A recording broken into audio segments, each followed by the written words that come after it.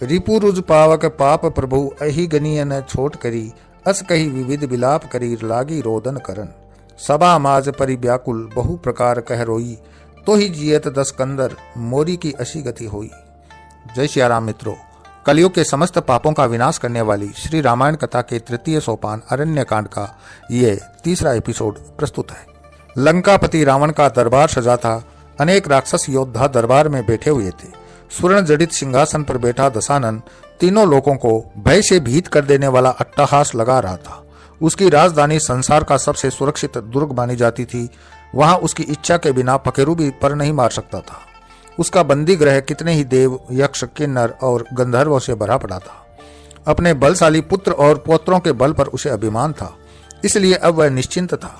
चारों ओर रावण के पराक्रम, बल और दुस्साहस की चर्चा थी। वह अपनी उपलब्धियों का श्रेय अपने बाहुबल को देता था।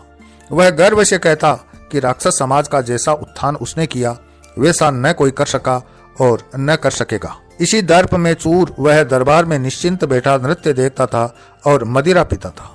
विभीषण को छोड़कर उसके अन्य सभी सभासद भी उसके जैसे ही थे। मदिरा के प्रभाव से रावण के बड़े बड़े नेत्र रक्तिम हो रहे थे और वह नर्तकी की मुद्राओं पर झूम रहा था। तभी उसके रंग में भंग पड़ा। शूर्पणखा दहाड़ मारकर रोती हुई दरबार में आ गई। वाद्य यंत्र मौन हो गए और नर्तकियां स्थिर हो गई। कोई और इस आनंद के व्यवधान का कारण बनता तो रावण उसे वहीं मार देता, परंतु शूर्पणखा की दशा ने उसके नशे को भी उतार दिया। रही सही कसर शूर्पणखा के विष भरे उलाहनों ने पूरी कर दी। अरे अहंकारी, तूने तो विलासिता में देश और खजाने की सुधि ही बुला दी। तू दिन रात मदिरा पीकर पड़ा रहता है। तुझे खबर ही नहीं कि तेरा विनाश तेरे कितने समीप आ गया है। मेरी यह दशा तेरे पराक्रम को धिक्कार है। तू इस भ्रम में भूला पड़ा है कि संसार में तेरे समान कोई बलवान नहीं। यह देख, दो तपस्वियों ने तेरे कुल की कन्या और तेरी बहन के साथ क्या कर डाला। जब मैंने उनसे तेरा नाम लिया तो उन्होंने हंसकर कहा कि रावण नाम का तो उन्होंने एक अश्व पाल रखा है जिसकी पीठ पर वे सवारी करते, अड़ता है तो चाबुक से खबर लेते हैं। रावण का मुख अपमान के मारे विकृत हो गया। तब विभीषण ने शूर्पणखा से प्रश्न किए कि कहाँ, क्या और कैसे हुआ। विभीषण शूर्पणखा के मेले मन को भली भांति जानता था। शूर्पणखा ने कुछ सत्य और कुछ मिलावट करके बताया। उसने यह भी बताया कि उन तपस्वियों राम लक्ष्मण ने खरदूषण को सेना सहित मार डाला है। शूर्पणखा से खरदूषण की मृत्यु की बात सुनकर रावण उछलकर सिंहासन से खड़ा हो गया। खरदूषण और उनका सेनापति त्रिशिरा बल एवं पराक्रम में रावण के समान ही अपराजय थे। उन्हें युद्ध में मार गिराने की बात सुनकर विभीषण मन ही मन पुलकित हो गए। राम नाम सुनते ही उनका हृदय प्रफुल्लित हो गया, परंतु वे राम से शत्रुता को कुल हित में नहीं समझते। वे शूर्पणखा में ही त्रुटियां निकालने लगे कि उसने ही अकारण पंचवटी पर कोई उत्पात किया होगा। उसने खरदूषण को तो मरवा दिया, अब वह लंका का विनाश कराकर अपनी कटुता को संतुष्ट करना चाहती है। रावण विभीषण पर भड़क उठा। उसने कहा, गलती तपस्वियों की है जिन्होंने रावण के बल को चुनौती दी है। शूर्पणखा संसार के सबसे बड़े महाबली कुल की कन्या है। उसका अपमान समूचे राक्षस कुल का अपमान है और उसका प्रतिशोध लेना एक भाई का धर्म बनता है। जिस ब्रह्मांड में कोई भी रावण के बल के समक्ष न टिक सका, वहां दो तपस्वी उसको चुनौती दे। शूर्पणखे, तू निश्चित होकर बैठ, तेरे अपराधी दंडित होंगे। रावण उन्हें ऐसा दंड देगा कि सारा ब्रह्मांड भयभीत हो जाएगा। शूर्पणखा तो यह प्रण करके लंका से चली गई कि वह लंका में तब तक पैर न रखेगी जब तक उसके अपराधी जीवित है। रावण अपने सभासदों से विचार विमर्श करने लगा कि क्या करना चाहिए।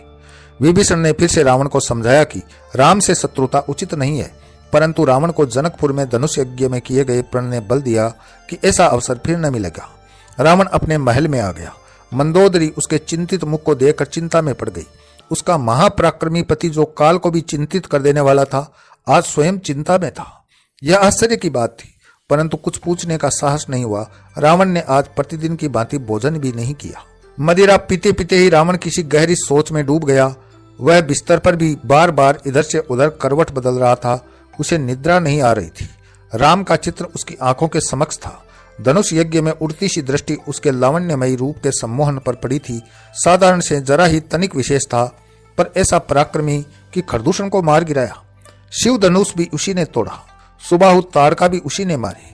मारीच को क्यों छोड़ दिया? रावण को शंका हो रही थी कि कहीं राक्षसों का परम बेरी विष्णु ही तो राम के रूप में नहीं आ गया, क्योंकि खरदूषण का वध किसी साधारण मनुष्य के द्वारा संभव ही नहीं। तब क्या नारायण ने अवतार ले लिया है? यदि यही सत्य है तो इससे अच्छा अवसर फिर कभी ना आएगा।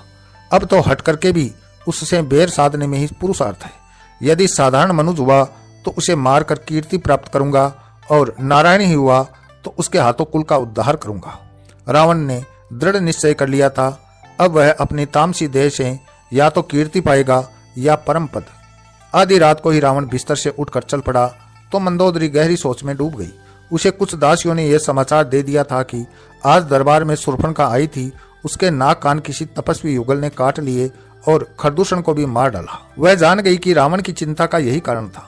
इतनी रात गए वह इसी चिंता का कोई उपाय करने गया था। रावण अपने पुष्पक विमान में सवार हुआ और चल पड़ा। वन पर्वत सागरों से गुजरता हुआ वह एक अनाम द्वीप पर पहुंचा। वहां मारीच रहता था।